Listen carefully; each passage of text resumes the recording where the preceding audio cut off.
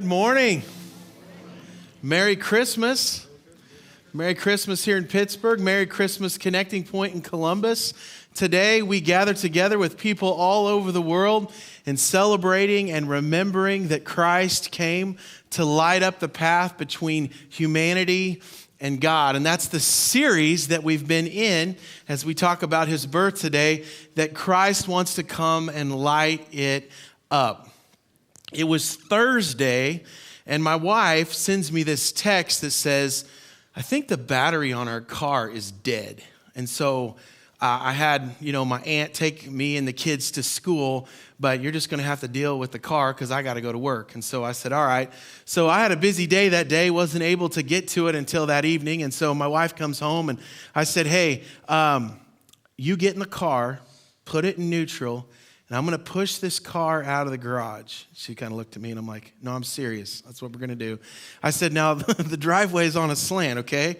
So when the car starts to go downhill, you need to hit the brakes, all right? And she's like, all right. So she did, got the car out. I jumped the car, took it to AutoZone, bought a battery, and he said, hey, we'll actually install this battery for you if you want. And I'm like, hey, that's cool, because it's got one of those batteries that's behind the passenger seat instead of under the hood, so whatever. So he starts to install that.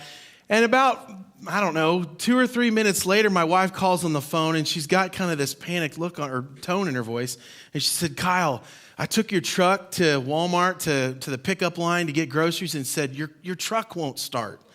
Well, I drive my truck, and I know it's an older truck, and it's the gas tank is a quarter off. And so I knew that it needed gas, but she didn't know that. And so now she's sitting there, she's got, I got all these groceries. She said, we got the middle school event tonight. Your car's getting worked on. What are we going to do?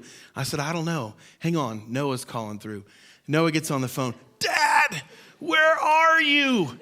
I'm supposed to, you're wearing my dress shoes. I said, these are my dress shoes. He said, not tonight, they're not. I need to borrow them. He said, I don't have my shirt ironed. He said, I don't know how to tie my tie. He goes, I don't know what to do. So I'm thinking this guy who's putting my battery in is hearing one side of this conversation. And so I'm trying to think of a way to get him to hurry up but not be rude or anything. And I couldn't think of anything, so I just kind of waited. And so finally, I rush home, and I grabbed Noah, and we got him to the band concert, and we finally found out, filled it up with gas, and my, truck went back to working again. But I got to thinking about that, because as I was taking Noah to Memorial Auditorium, he looked at me and he goes, Dad, because I think that Satan's fighting really hard. And I go, Noah, that's good. I said, so you need to pray when I talk to your mom that she'll also identify that. So when I saw her, I thought she might be a little bit frustrated. And she just kind of laughed, because there was a bunch of events that happened that day. She kind of laughed and said, we can't make this stuff up. And I got to thinking about that, because really the situation didn't change, but what changed was everyone's attitude about the situation. And as we're looking at, we've been in this series, if you're new this morning or haven't been here for the last few weeks, we've been in a series called Light It Up, and Christ did not come to light up all of our circumstances. He didn't come for us all to have great doctor's reports.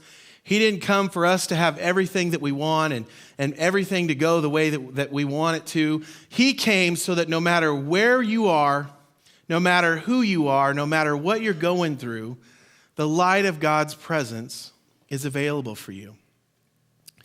In that situation, God began to illuminate for my 13-year-old son that this wasn't mom's fault or dad's fault or his fault. It was just an unfortunate sequence of events that happened all at once, and the enemy was just simply trying to attack. God lit it up for my son. And my wife, who found humor in it, she began to see that there can be some positivity to this situation. No matter who you are, no matter where you are, no matter what you're going through, the light of God's presence is available for you. Say that with me. No matter who you are, where you are, or what you're going through, the light of God's presence is available for you.